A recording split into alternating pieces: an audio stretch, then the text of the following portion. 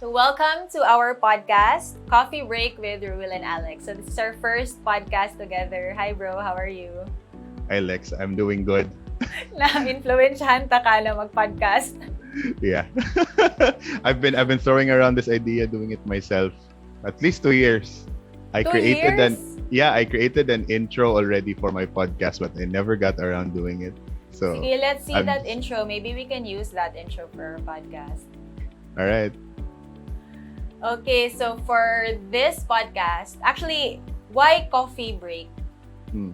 Why did you choose the name Coffee Break? I actually chose Coffee Time and then you edited into Coffee Break. So what's the reasoning behind our podcast name Coffee Break? I guess I want this podcast to be something that you would casually listen to during your break time, but it doesn't also mean that it's something that is useless. So coffee break. So anytime you're taking a break, this is, I hope, something that you go to and listen to and look forward to learning something within the podcast. So we're gonna talk about anything under the sun regarding marketing and sales. Anything right, under Lex? the sun, yes. Because I'm always talking about real estate on my vlog, so I wanted the podcast to be like more chill and to have a wider range of topics other than real estate. So marketing, sales, and other topics in between, like business, stuff like that. The good things about the good thing that I love when we meet up every now and then is that it can pwede siya nga dili siya mag-end. Yes, because I agree. We like spend hours talking when we usually meet at coffee shops accidentally, diba? Like we bump into each other and then we end up talking for hours about marketing. And when I spoke to Yan about it, katong nag-ila namin ni Yan, when I got to know Yan, then I told her nga, Rowil is so much fun to talk to. Like, we spent hours talking. And Yan was like, really? Snabiro man to siya. Yeah. She by the way, Yan is like, my really? wife. And yes, that's surprising because she doesn't like to talk to me. When you see someone every day, talking is no longer like first thing that you do. No, Yan told me before that you don't really like small talk or you don't really talk for long periods of time with people. Is that true? Yeah, it really depends. I don't want to sound snob, but yeah, my wife tells me that I am. I tend to like read the room, and then when I don't see someone nice, interesting, don't really talk to them. And most of the time, those people also feel the same way about me. So it works both ways. It works both ways, but yeah, I tend to just, if I don't have nice things or have if I feel like I can't converse with someone, I prefer not to talk anymore. So yun. But hey, it's very rare that I find people like Alex that I can talk to for hours and hours. No, the only reason we stop talking is because there's a meeting right after. Yeah, there's another meeting. Like last time, okay, I'm gonna go on to my next meeting. So anyway, for this podcast, for this episode, I wanted to like start more chill and to talk about something that you're an expert in, which is marketing. So marketing trends for 2022. Where do you see, as someone whose business is all about marketing? Rowil, by the way, owns a marketing. Can you talk more about your business as well? Share what you do. Yeah. So I dabble with online marketing. Right now we're focusing much on Facebook advertising as well as Instagram and WhatsApp, and basically everything that's under the Meta platform, we do that as well. And then beyond that, we also develop websites, we design websites. We also help with planning, online sales processes, funnels, and all of those things. How many years has Reso Solution been in business? Marketing. It's been a while because right now we're no longer Reso Solution. Oh, what's your name? We're now Reso Marketing Consulting. Reso so we changed Marketing the name. Consulting. Okay, so how many years? So in total, like not just the name, in excluding the name change. Yeah. So it's, I think, at least 5 years. Na registered. So we've been doing it for a while. we in the beginning we exclusively worked with offshore, so outside Philippines na mga small businesses, but then we realized na there's actually business owners in the Philippines who would do this and get success from it. So we also cater to local business owners as well in the Philippines, not only in the local city here in CDO, but anywhere, Manila, Davao, Cebu. So yeah, we've been around for 5 years at least. 5 years now. That's already a while. So how has the market changed? The marketing strategies. I mean, how has it changed and shifted? If you compare it to 5 years ago, how were you doing things? How were you marketing the businesses, whether here or abroad, compared to today? Yeah. So pinaka I think the major thing that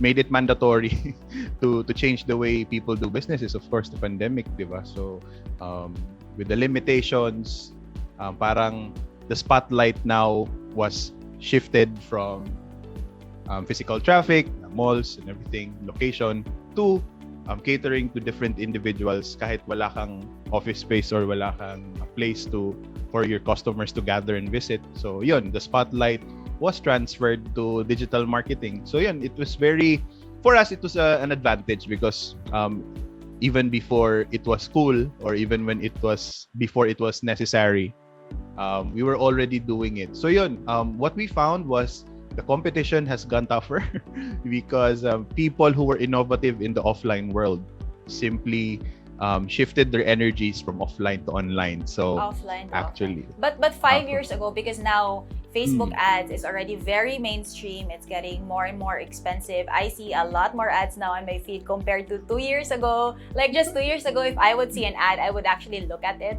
and buy something. But now I see an ad and I just scroll up because I see so many ads on my feed, on Messenger.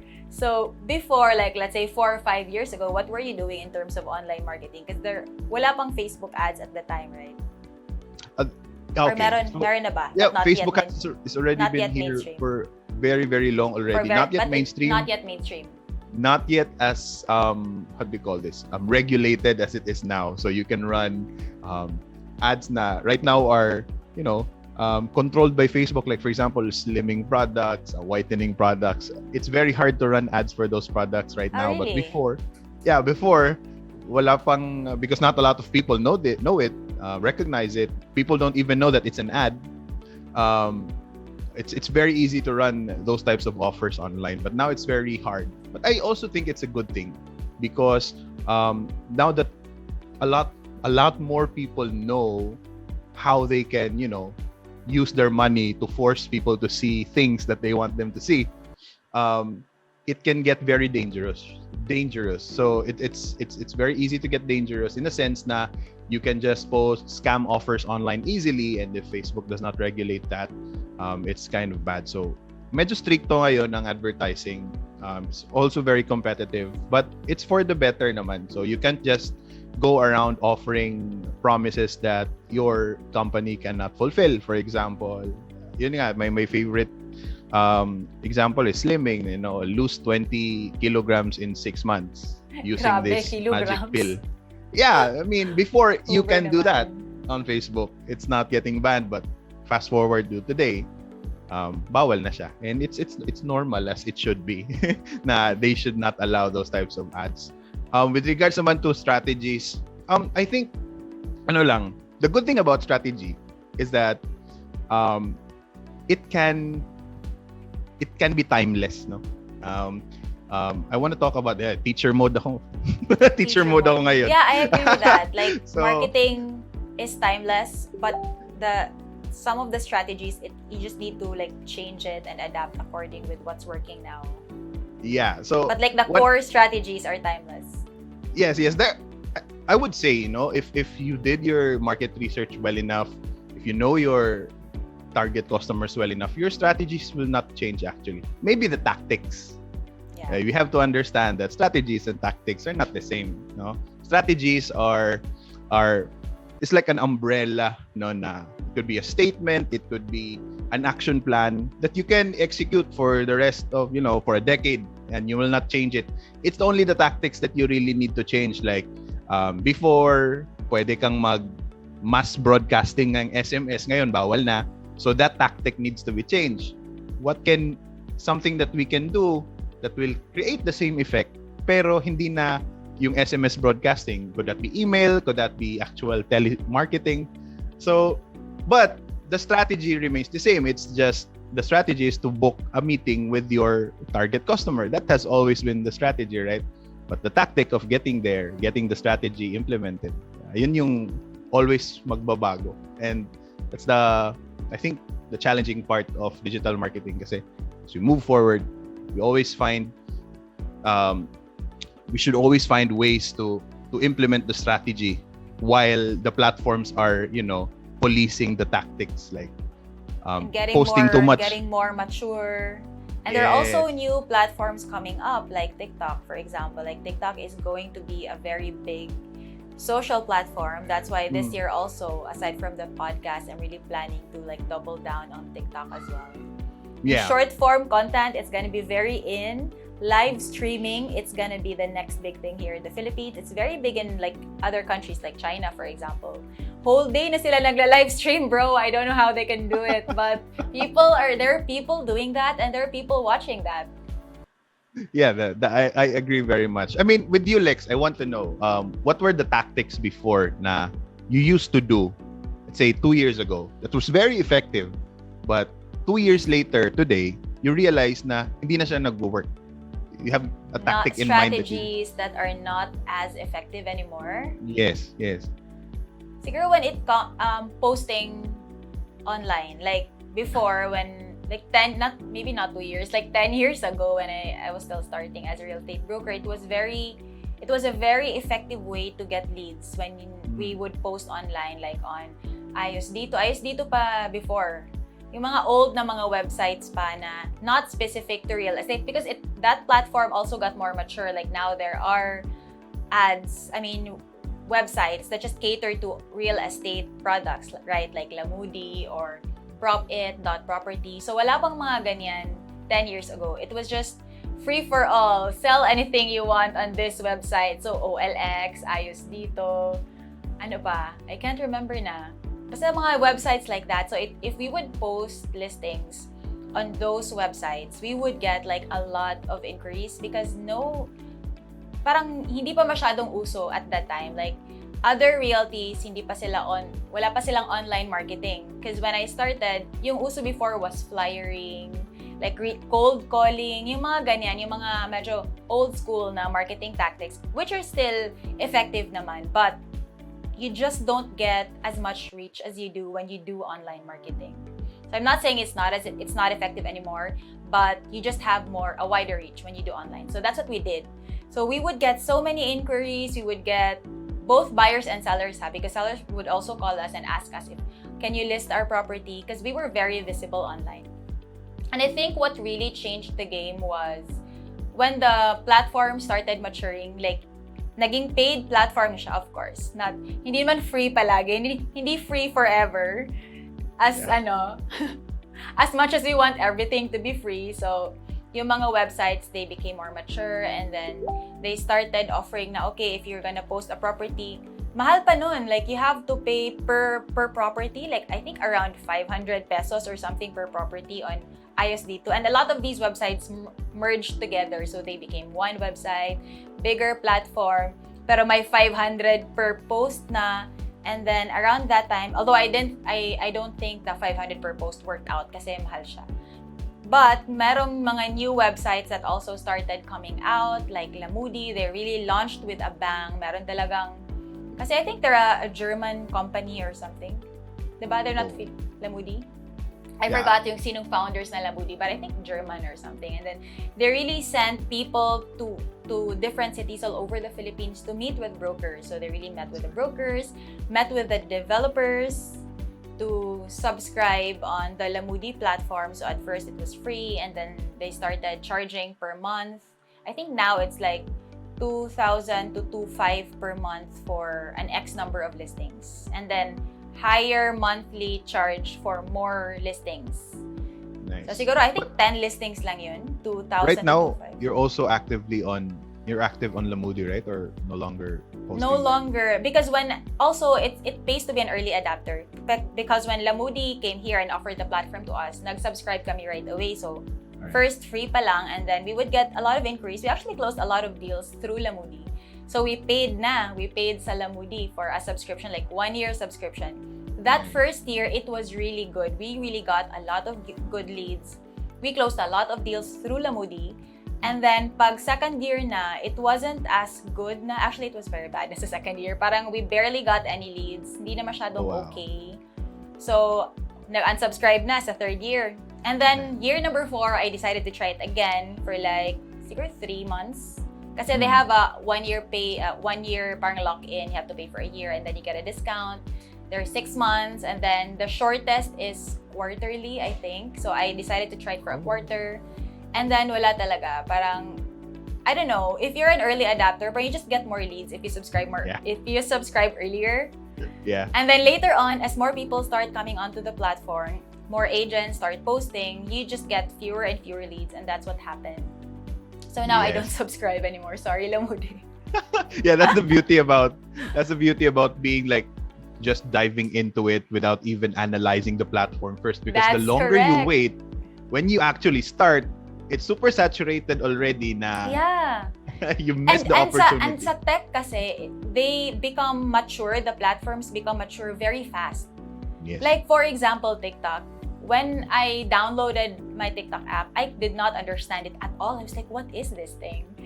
But I've been reading about... hindi ko siya gets. 20-second dopamine shot. So that's what I read from the forums. It's a 20-second dopamine shot. So that's why... I just knew that it was going to be the next big thing. You have to download TikTok. You have to be on it. So I downloaded it, I think, the COVID happened in 2020. So 2018, I think. 2018 or 2019, that was when TikTok started hitting really big.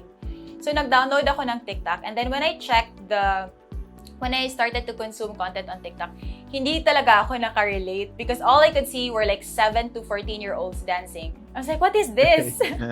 I don't understand. So wala na, I didn't really mind it. I didn't mind it for like 1 or 2 years. And then nag-pandemic, and then all of a sudden, parang overnight naging mature yung platform. Yep. So, right now, TikTok is like at its prime time na parang Instagram in, I don't know what year, Instagram was still new. Yeah. Instagram in 2015? Yeah. I'm not sure you actually know when an exciting platform is going big. It's because the major platforms like Facebook and YouTube are gonna sort of follow what they're doing. Yes. So if you can see YouTube... Facebook has Reels now. And YouTube has stories, right? YouTube stories. IG Reels. IG Matagal na Reels. yung YouTube stories kasi stories pa din photos. So, that's what also Facebook adapted. Pero si IG, may IG Reels siya. Right. And the limit is 1 minute or 3 minutes. Even now, I think in my Facebook, I've been noticing a lot of vertical videos. So yeah, it's new. I think that was just like last week lang or 2 weeks ago or something that I started noticing Reels on Facebook. Yeah, and just to test out, me and my wife, we love to sing, so we just posted a random reel. Until now, I get likes, I get noticed. On what? On Facebook? I mean, on Facebook or IG? On Facebook. I never really got around to, managing my IG, just because it's a highlight reel of it's something that I don't really relate to as much. But when we tried, I don't know if it's called Facebook Reel or Facebook, not stories, but it's like a TikTok basically. IG Reel. Ang stories is like when you post it and then it's like some my upper day. part. That's my day, right? Like my day on Facebook. Yeah. That's IG. Stories. There are reels now that on Facebook that looks like a TikTok post. Yeah. So until now, I still get... And also YouTube Shorts. YouTube Shorts. Yeah, that's what I was talking about, YouTube Shorts. They introduced it right after TikTok blew up. Yeah, so that's how Gaya lang. Platform is actually, a new player is actually making dents because the bigger platforms like YouTube and Facebook are following suit. So Yun. Right now, Lex, I bet you feel like your YouTube channel was like Lamudi in the first year. Would you say that? Would you agree? Yes, it is. Yes, I get a lot, but not when I started. Because when I started, I had like just a very few subscribers and very short pa na reach. It was really when I started working on my channel. Unlike Lamudi, the results are immediate. You subscribe now, you get an inquiry tomorrow. Right. Because they will work for you. Sa YouTube channel mo, you have to do the work yourself. So, I started getting more inquiries from 1 year. 1 year After 1 year of uploading videos after weekly? 1 year. Every week. 3 times every a week. week. Oh, just thinking But about I would already get inquiries during the first year that I got serious with YouTube. But the inquiries were not consistent. Like now, I get inquiries 1 year plus na ako sa YouTube. So I get inquiries like almost every day, every other day. Yeah, that's the beauty of it. And you're not even. So some people think that being a YouTuber, you actually generate your income from your. In the Philippines, we call it the YouTube sweldo, no? But no, Alex, it's very minimal. for Alex, that's not how it works for her. She uses her channel to generate business transactions. Leads. And they are hot leads, like very good leads now, closable. Like for example, yung last deal that I closed on YouTube was last week. So I got the lead on Wednesday, I think, and I closed it on Friday or Saturday. So parang few days lang. But it's a developer property, so it's really a lot faster to close. They're a lot faster to close if the inquiry is a developer, because all the forms are ready.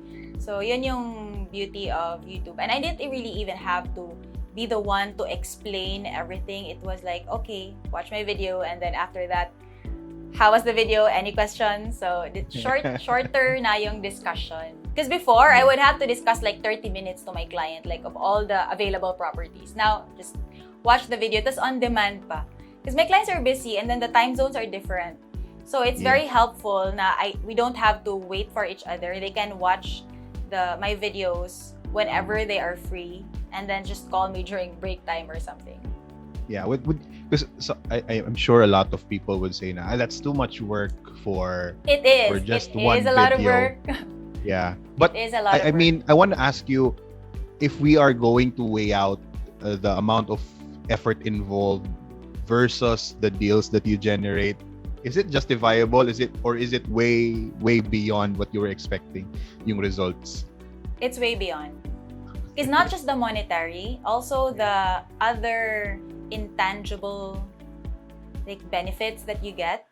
Like for example, people trust me as a real estate broker, so they ask for my advice, and not just my clients. Aside from my clients, also like some developers, like the owners, they call me and they ask me what is the market like. So they ask for my inputs now compared to before.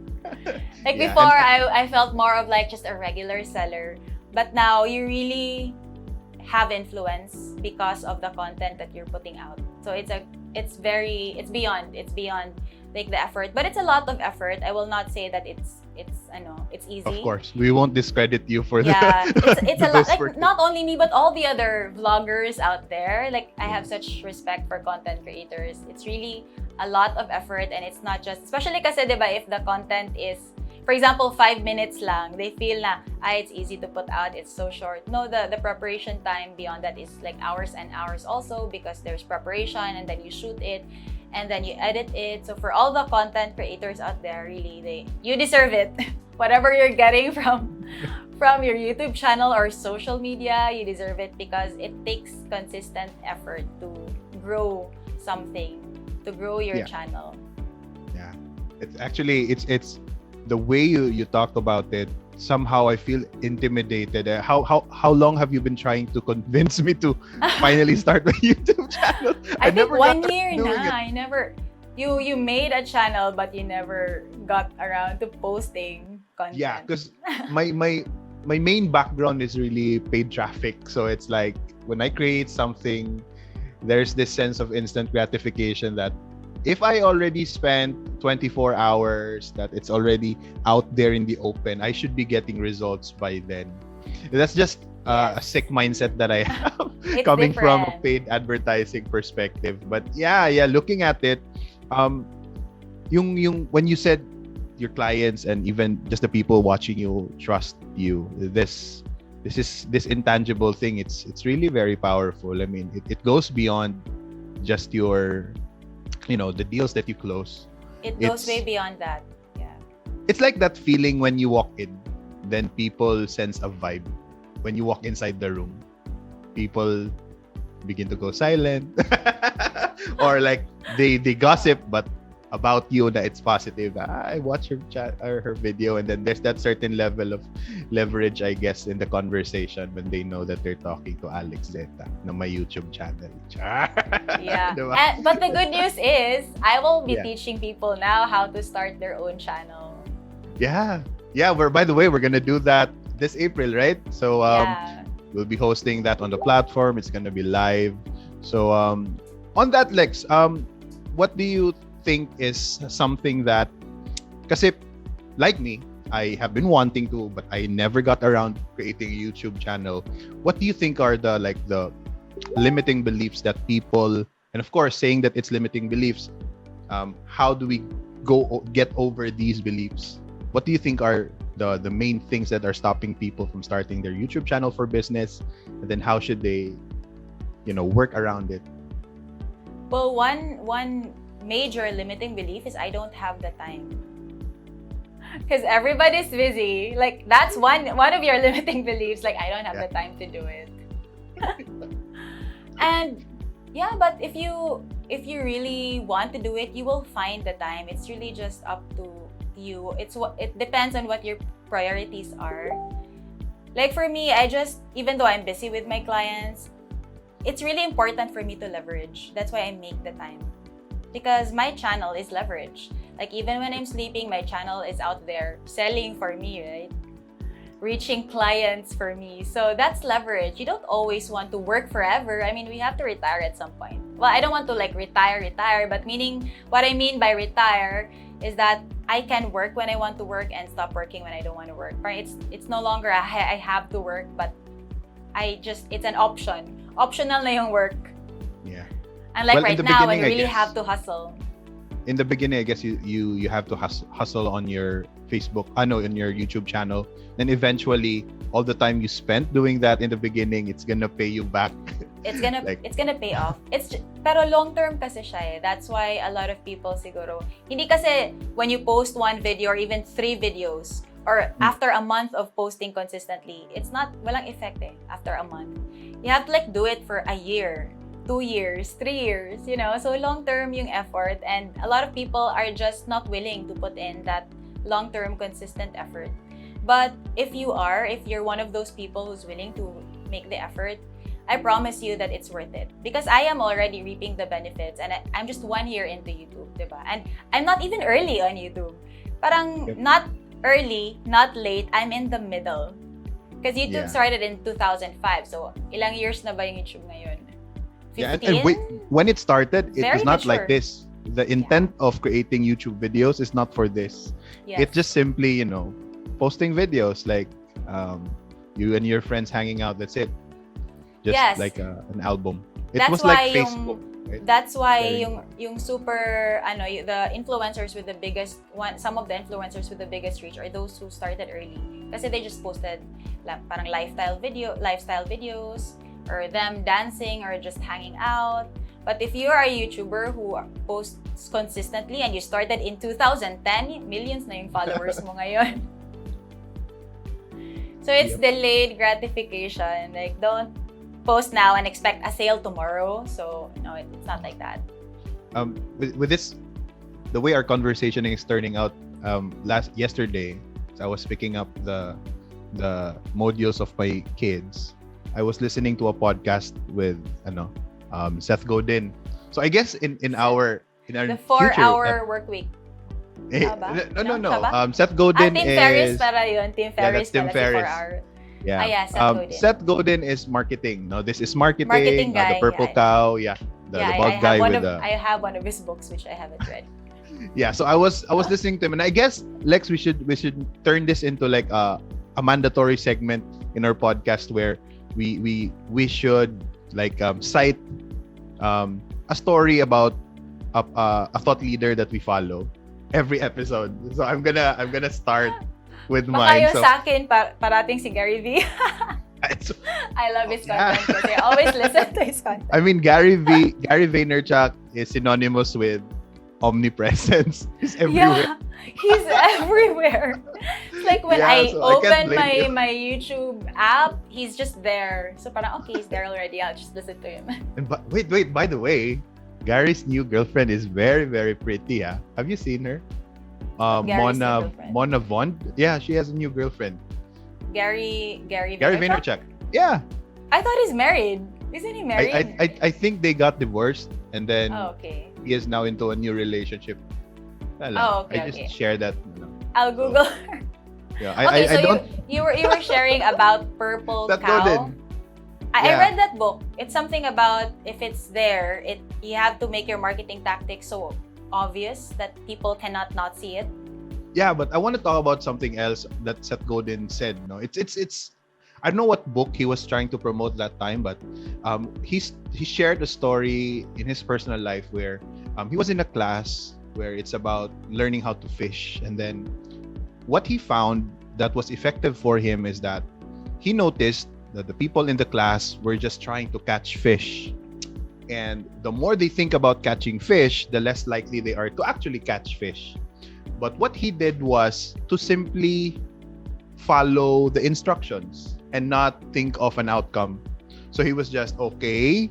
Put in the, how do you call this, the bait, and then throw it in the water, and then there's a certain a certain motion that you need to follow, and just do it over and over again. Yeah. And then at the end of the day, he realized that number one, he had the most fun, and number two, he had the most fish, compared to the other guys who were just so into catching the fish. But what he said, Maybe they weren't doing it right because they were so giggled to catch the fish. Yeah, and it's what he said that struck me was when he's mentioned that it's not really about getting the result. It's not about getting the passing grade, but it's actually just doing the daily practice, just doing it every day without any expectation, and that's how you get there. It's not really about the amount of fishes that you get. It's about just doing it.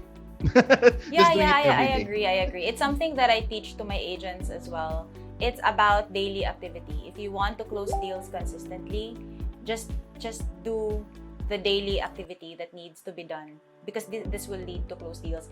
It's similar yung thought na yun. It's similar to what I've read with Atomic Habits, in the book Atomic Habits, and also the compounding effect by Hardin.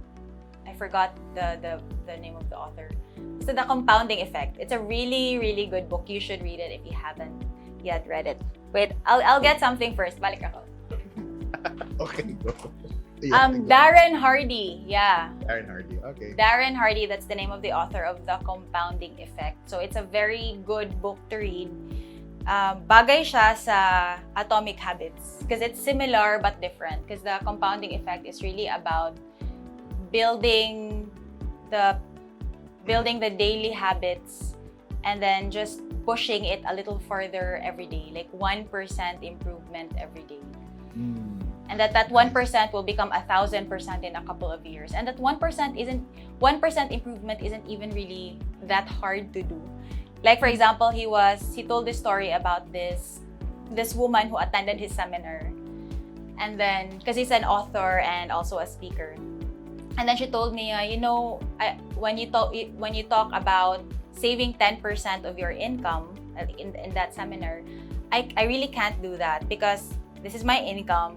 These are my expenses. And then when he checked the income versus the expenses of that woman, he was like, yeah, that's why you don't save anything, because equal lang sila.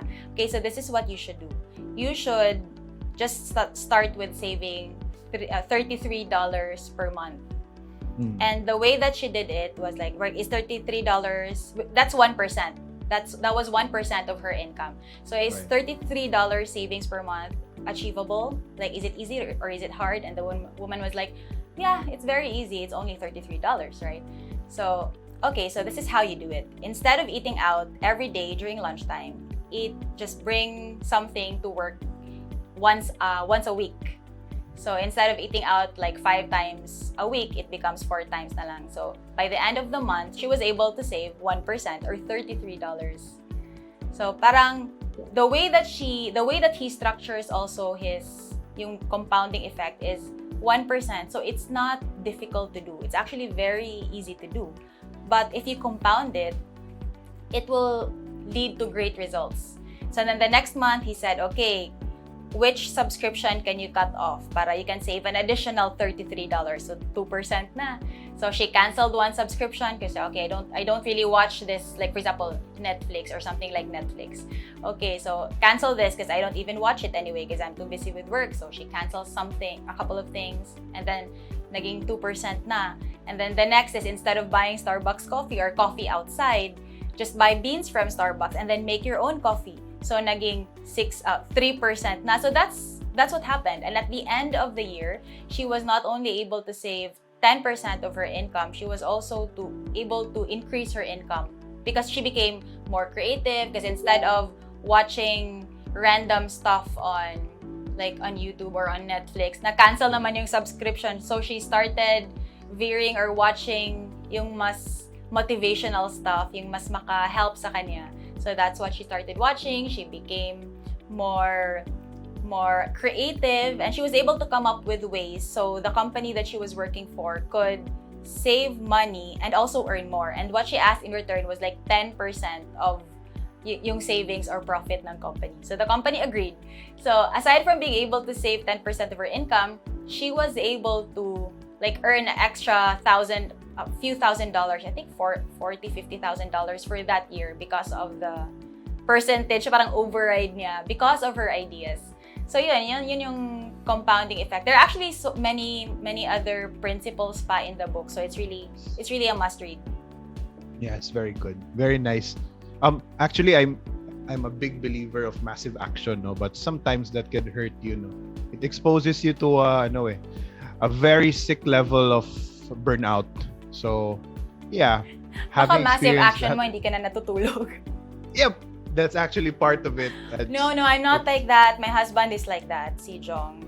He when he has something to do, he doesn't sleep. Like for example, until he gets it done, right? Yeah, until he gets it done, which I don't really agree with the way that ganyan siya before, pero ngayon natutulog na siya. na ano na siya sa akin, na-influence ko na siya. Because before, parang it's not sustainable. For me kasi, I believe in sustainability. So if you don't sleep, how long are you gonna be able to keep doing it? Yep. Kaya matulog ka na. Matulog ka na. Yeah, that's actually true. I'm also like that as well. Massive action taker. He's very obsessive kasi I need to get this done. It's all that he thinks about. Like if he has a project, sometimes I can't even really speak with him or have a conversation with him until the project is done. Because he's very obsessive.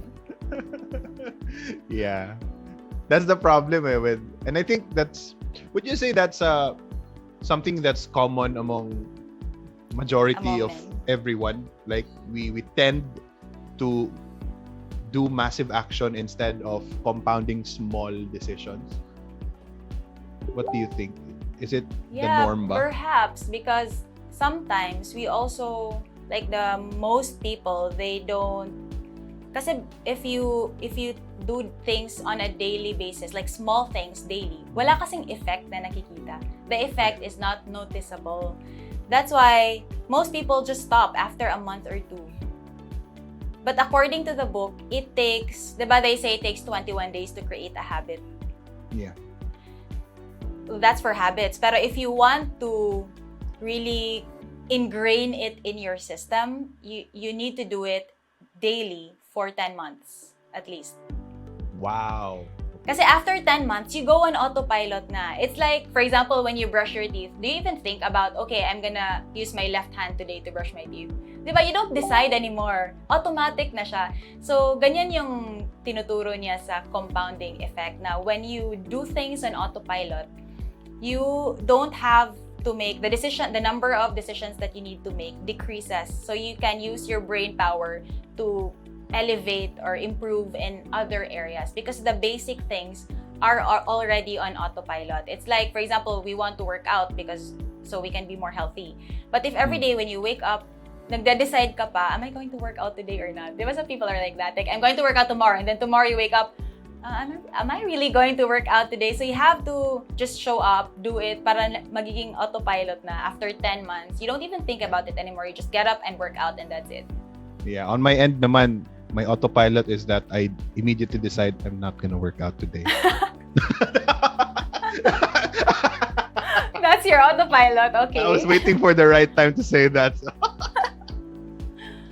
Oh yeah, my man. gosh. So it's really real, no? I mean, I don't want to get out of touch with reality here and say that we're all perfect individuals. I mean, I'm sure it's a struggle to keep up with that, but just seeing people experiencing the effects of sticking to it. Like, for example, you, Lex. I really never thought that you would last long posting YouTube videos, because I saw the quality of the videos that you were making, and I was thinking that this takes a lot of time editing. I think she's not gonna do it for more than a year at least. So That's but why then, I hired an editor. yeah, that's why. Because it does take a lot of time. So Yeah, that was outsource mo na yan. on the back of my head. I was like, this is very hard to maintain. But it surprised me that you never actually really stop. And when we talk about your YouTube channel and you still confidently say that you still upload once a week, that's really something that is. No, it's 3 times. And I'm even planning to do TikTok. Oh, 3 times a week on times a YouTube. week? Yeah. YouTube Okay, is 3 times a week. And sa Pissing me TikTok off ko, now. I want to do it twice a day. Twice a day sa TikTok. Wait lang, Lex. So with your YouTube channel, of course, you have to post 3 times a week. Yeah. Hindi naman pwede na you always talk about the listings and all of these things. So do you actually, I'm sure I'm aware of the answer, but for the sake of the listeners, do you actually integrate your personal life with your channel? How does that work?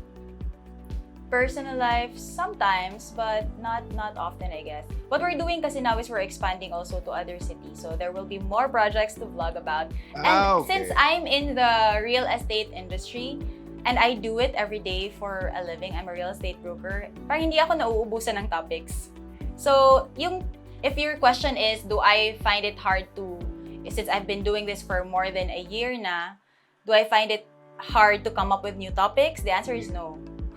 Kasi sometimes, like, something happens, I'm like, oh, that's a new topic, and then I immediately write about it. Kasi I think one of the things also, yung isang strength ko is really, I find content creation, parang hiyang siya sa akin. Because I've always been a writer. Ever since I was a kid, I would write in my journal, and even high school journal pa. And then, I think after college, I started a blog. Remember the time when blogs were so uso? Yes. So I had a blog. It was like very random. Like walang specific topic. It wasn't even about real estate. Parang I would just Mga brain farts lang. yeah, write about whatever comes to mind. I would write about whatever comes to mind. So yeah, I really am. I'm a writer, and Wow. that's why connecting it to being a content creator, it's not really parang hard for me to come up with new topics all the time, especially since this is what I do. And sometimes, there are a lot of other content creators online. I get ideas from them. Parang, oh, she talks about like this topic. I think that would be a good topic to talk about. So parang I do my own version of that particular topic. Yeah, I remember what your husband said the last time we met. He said na all the information that you see online, it's online. Yes. But me being a subscriber of your channel, I want to hear that information from you. No, so it doesn't really matter that it's openly available online, but I want to hear it from you as the listener, as the subscriber. I want to hear it from you. So I guess that's also like something that helps with going around the limiting beliefs of, why should I create nauubusan ka ng topic, no? topic? Yeah, There's because so much already did that. information, and Yeah. it's not like uniquely from me. Like Yeah. a lot of the information are from other sources. Like they're from the developers, they're from Google. Like for example, when I shared about Tonic, which is a digital bank on my Bank, yeah.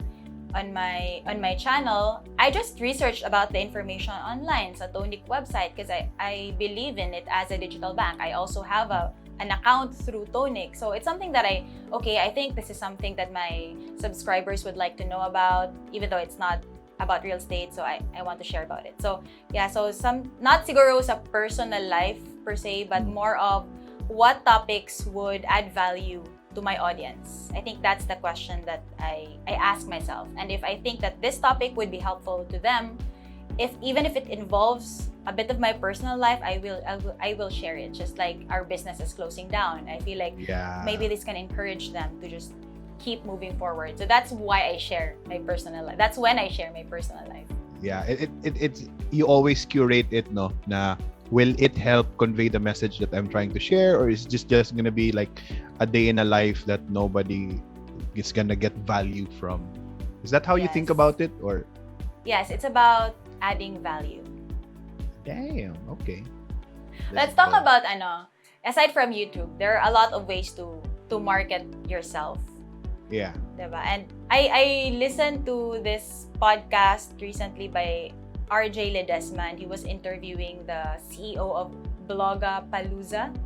Yeah. So they're like parang star magic for vloggers, something like that. They do top 100 lists, right? Yeah, so meron ng mga ganyan sa Philippines, imagine. Like, meron ng star magic for vloggers. Even, although they don't really manage the vloggers, unlike Star Magic, but they connect the vloggers to yung businesses that would be parang bagay to this particular vlogger. Yeah. And then also with podcasting, there's Podcast Network Asia.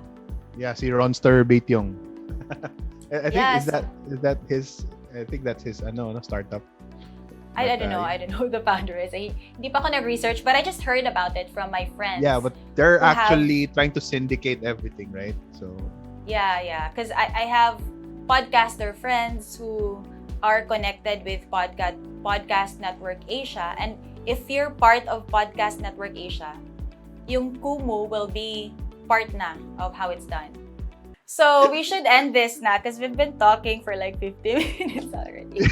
Yeah, we've been talking. I still have a lot of things to say and ask. I know. I haven't even gotten around to talking about Facebook marketing and what's happening with Facebook marketing. How much is the price increase? Diba? It's like real estate. Marketing is like real estate. When you're first, there's a lot of land and you can just land grab. But now, mahal na per square meter na. Yes. That's true. Actually, I would like to talk about Facebook advertising, but I guess that's something that the listeners should look forward next to. Next week. Next episode. Facebook marketing. In-depth Facebook marketing.